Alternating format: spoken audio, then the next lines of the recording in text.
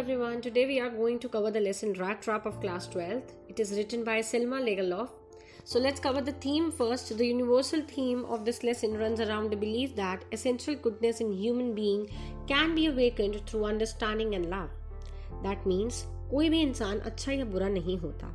हर इंसान के अंदर एक अच्छाई छुपी होती है जिसको आप अपनी समझ से, एक अच्छे बिहेवियर से या फिर लव के थ्रू आप उसको जगा सकते हो या फिर बनाए रख सकते हो. ये चैप्टर 10 पेजेस की एक लॉन्ग स्टोरी है, बट आई विल ट्राई कि हम कम से कम टाइम पे मैक्सिमम डिटेल्स को कवर कर पाएं. आजकल MCQ क्वेश्चंस पैटर्न फॉलो हो रहा है, so details of the lesson are important. So let's quickly move on to the lesson. So let's start the story. So first I am covering the first 2 pages. Let's start. Once upon a time there was a man who went around selling small rat traps of wire. Rat trap means रुएदानी जिसमें आप rats को trap करते हो. कभी घर पे देखी होगी वायर की जो बनी होती है. और ये वो rat traps वो खुद बनाता था by begging in the stores or at farms. begging करके जो उसको पैसे मिलते थे उससे वो rat traps बनाता था. बट इसमें उसका गुजारा नहीं हो पाता, तो सो एनी हाउ उसे बेग करना ही पड़ता था. उसकी ये कंडीशन उसकी आईज एंड उसकी बॉडी टाइप में बहुत अच्छे से रिफ्लेक्ट होती थी. काफ़ी पतला सा शाबी क्लोथ्स में घूमता रहता था.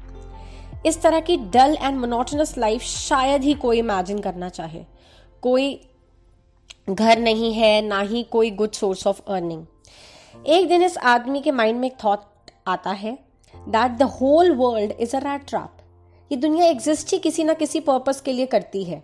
एंड हमारे लिए जितनी भी ये खुशियां हैं, ये एंटरटेनमेंट है, रिचेस हैं, आप कह लो जितनी भी सहूलियत है, ये सब एक बेट है. अब बेट क्या होता है? जैसे आप रैट ट्रैप पे चीज लगाते हो ना, जिससे चूहा अट्रैक्ट हो जाए आने के लिए to get into that trap. ये सब चीजें सिमिलरली इस दुनिया में ये पूरी दुनिया एक ट्रैप है हमें फंसाने के लिए. अच्छी चीजें जितनी भी हमें दिखाई जाती हैं हम उसमें फंसते जाते हैं. तो ये एक बेट हो गया हमारे लिए.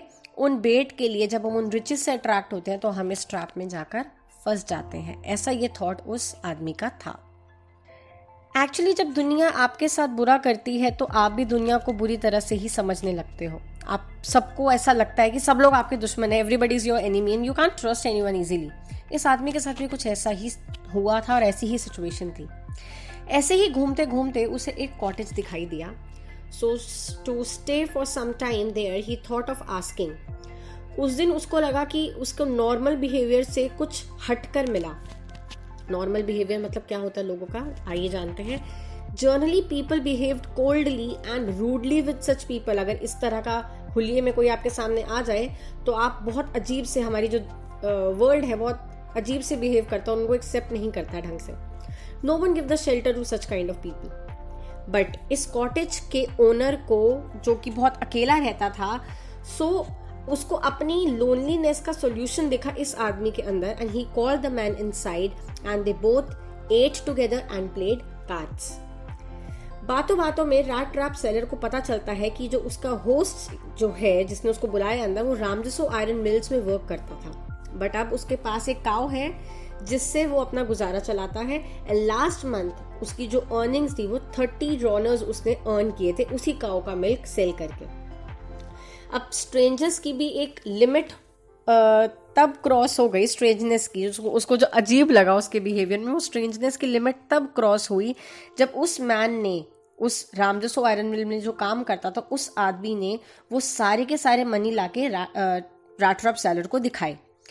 रैट ट्रैप सेलर काफी शॉक था कि कोई कैसे ऐसा कर सकता है एक स्ट्रेंजर को अपनी सारी सेविंग्स, अपनी पर्सनल बातें बताना, जिसे तुम एक ही दिन में मिले हो. तो ये कैसे पॉसिबल हो सकता है? सो रैट ट्रैप ने सोचा ये तो एक नॉर्मल बिहेवियर बिल्कुल भी नहीं है. ये कैसा इंसान है कि मुझे खुद अपनी सेविंग्स लाकर दिखा रहा है.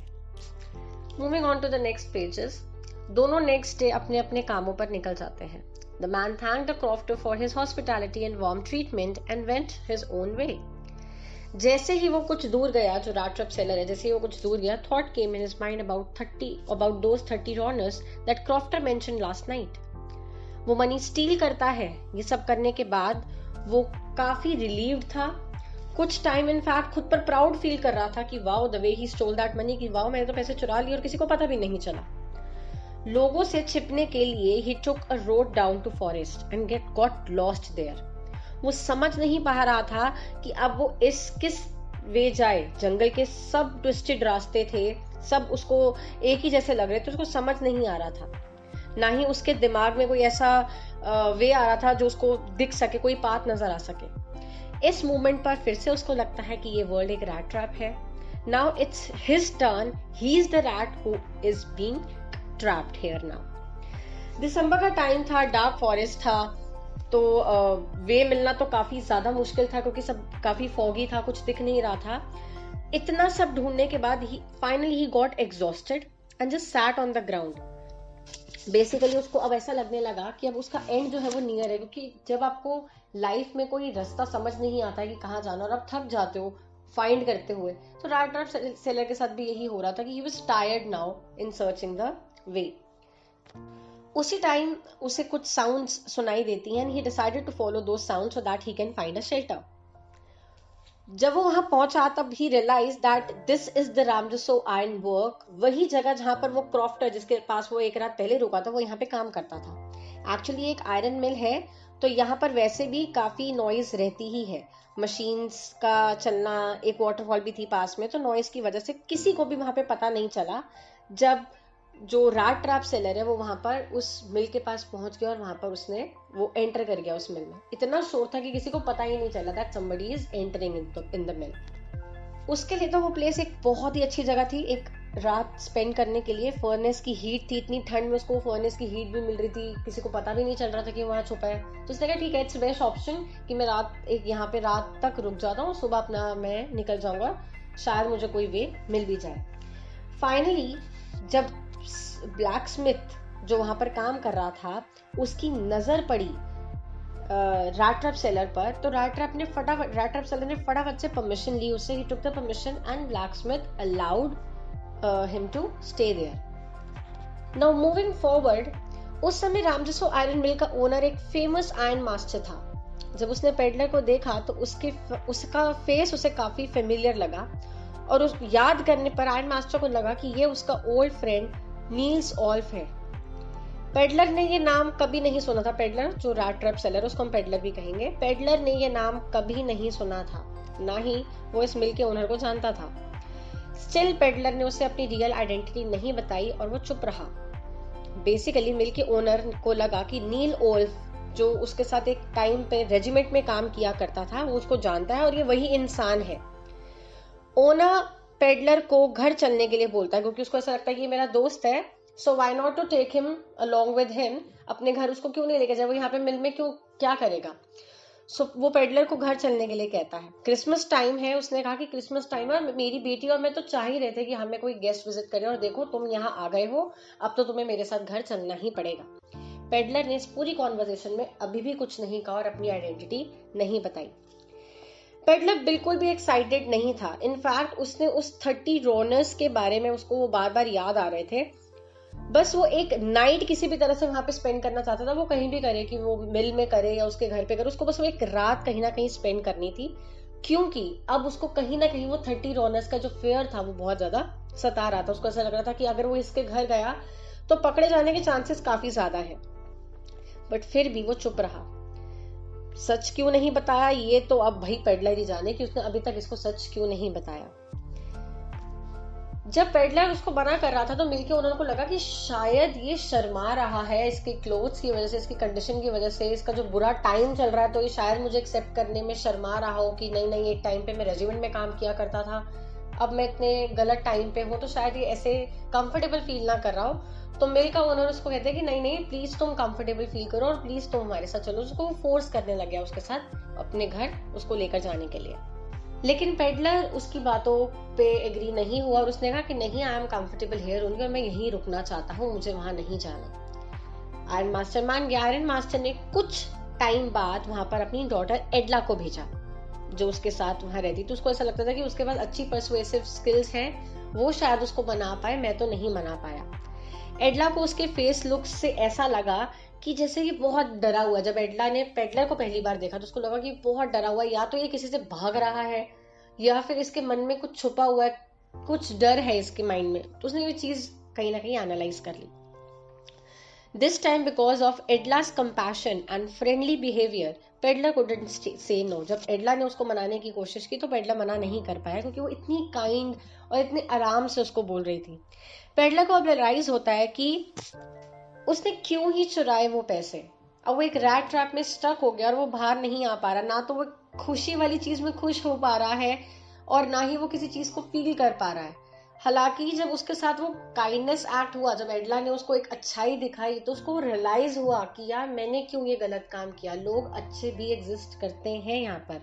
तो उसको वो काफी ज्यादा उसका जो फीलिंग थी उसकी उस टाइम काफी रिग्रेटफुल वो फील कर रहा था और उसको काफी बर्डन लग रहा था कि मैंने क्यों चुराए वो पैसे.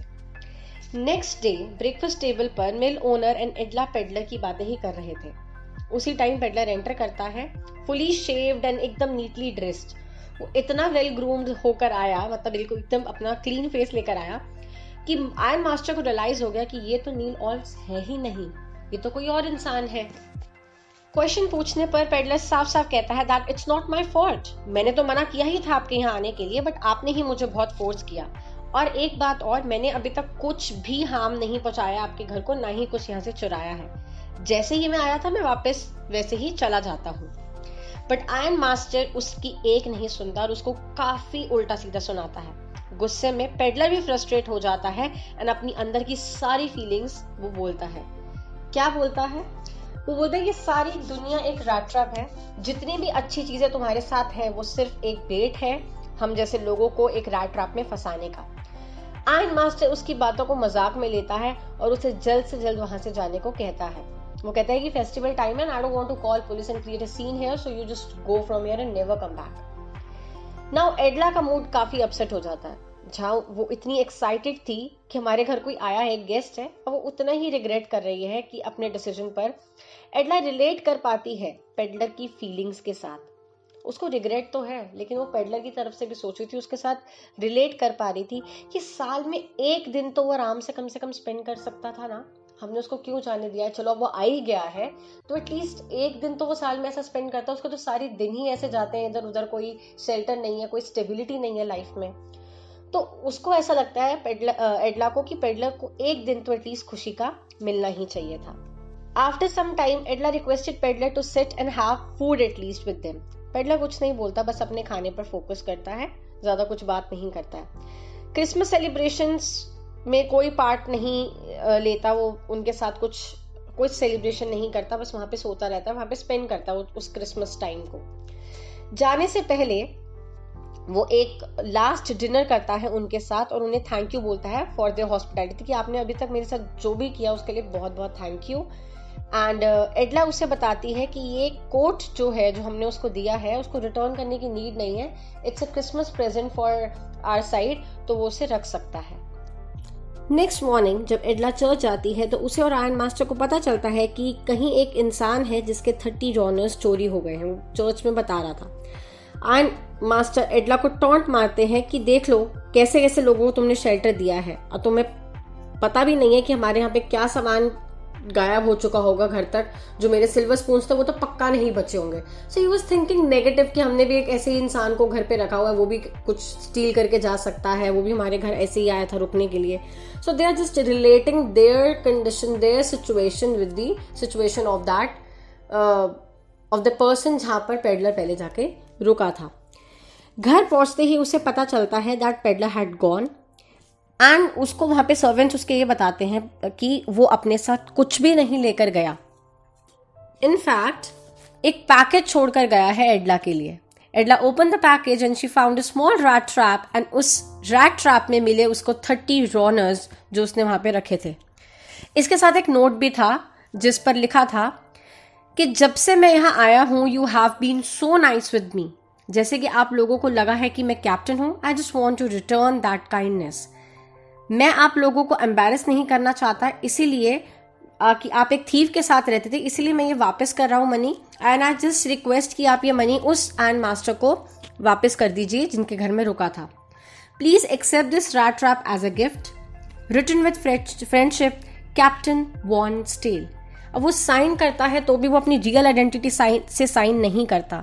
इसके ऊपर हमेशा ये क्वेश्चन पूछा गया है कि क्यों पेडलर ने वो जो लेटर है वो अपने नाम से साइन नहीं किया बट कैप्टन के नाम से ही साइन किया, क्योंकि उसको ऐसा लगता है कि वो जो काइंडनेस उसको मिली है ना, वो उसको नहीं मिली, वो उसको इसीलिए मिली क्योंकि वो एक कैप्टन था, मिसअंडरस्टूड किया उसको, इसीलिए उसको वो काइंडनेस मिली। और जब बाद में उनको रियलिटी पता चली तो अगेन उनका बिहेवियर उसके लिए चेंज हो गया।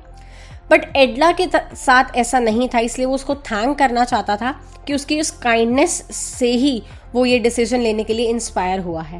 And that's why he signed the letter as captain वोन्सडेल।